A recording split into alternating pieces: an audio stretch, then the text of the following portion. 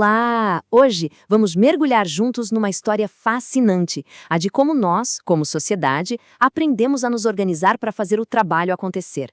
Sabe, desde as trocas mais simples nos mercados antigos até as gigantescas empresas globais de hoje, a história da gestão é, no fundo, a história da própria civilização.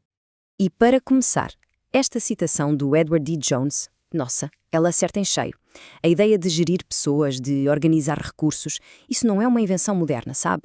Aquela coisa de fatos cinzentos e escritórios. Não! É uma arte tão antiga quanto a própria civilização e que foi evoluindo junto com a gente ao longo dos milénios. Então, este é o nosso percurso. Vamos começar lá atrás, nas raízes antigas da administração.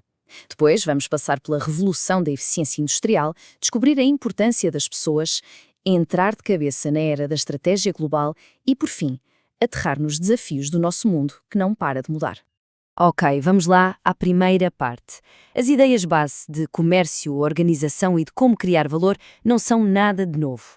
Elas são, na verdade, a fundação sobre a qual tudo o que conhecemos hoje foi construído. Esta linha do tempo dá-nos uma ótima perspectiva da nossa jornada.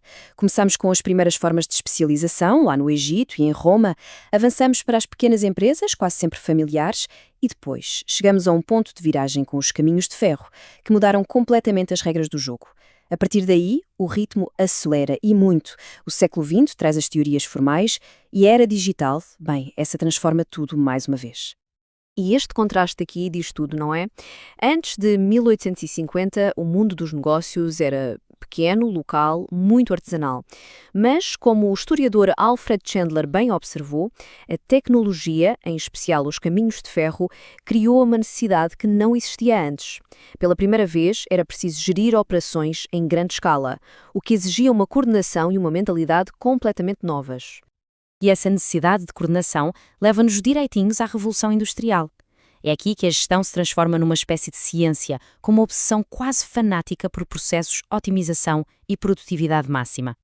O grande conceito desta era é a gestão científica. Pela primeira vez, pensadores como Frederick Taylor e Henri Fayol trouxeram uma ideia que na altura era radical. Para qualquer tarefa, existe uma e uma só forma melhor de a executar. Eles olharam para o trabalho como um problema de engenharia, sabe? Dividindo tudo em pedacinhos minúsculos para otimizar cada movimento e exprimir a máxima eficiência possível. E olhem, não há exemplo melhor do que este. A linha de montagem de Henry Ford para o modelo T foi a aplicação levada ao extremo da gestão científica. Cada trabalhador tinha uma tarefa, uma só, específica e repetitiva. E o resultado? Uma produção em massa a uma velocidade e um custo que nunca ninguém tinha visto. O foco era 100% no processo.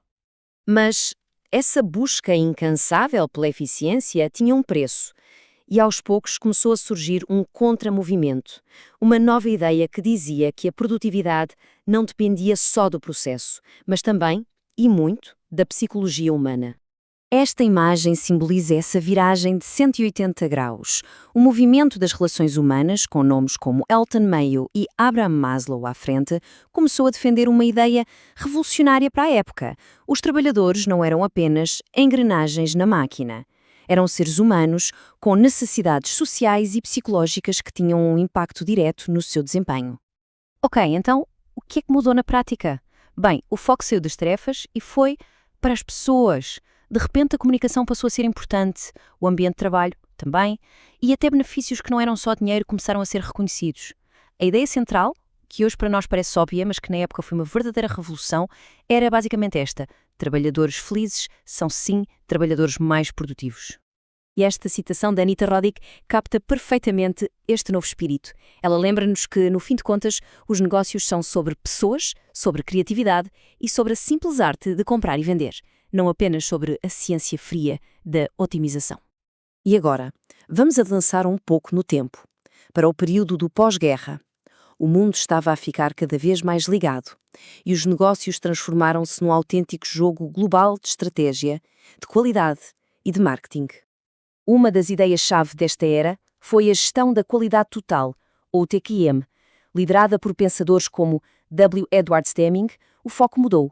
Já não bastava produzir em massa, era preciso produzir bens de alta qualidade que deixassem os clientes satisfeitos. A filosofia japonesa do Kaizen, Aquela busca incansável pela melhoria contínua tornou-se um mantra global. Pois é, para competir neste novo mercado global, já não chegava a ser eficiente ou ter qualidade. Era preciso ter visão de futuro. Foi nesta altura que os gurus da gestão, como o famoso Peter Drucker, ganharam um destaque enorme, ensinando as empresas a pensar de forma estratégica sobre o seu futuro e sobre o seu lugar no mundo. E aí então, lá para o final do século XX, uma nova força disruptiva entrou em cena e mudou as regras do jogo: a internet. O crescimento foi explosivo, a euforia era contagiante, o que nos leva a uma pergunta fundamental. E a resposta a essa pergunta veio com o rebentar da bolha.com.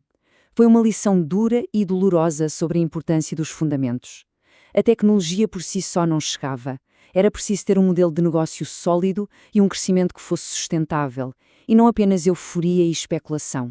Essa crise abalou a confiança no modelo de crescimento a qualquer custo.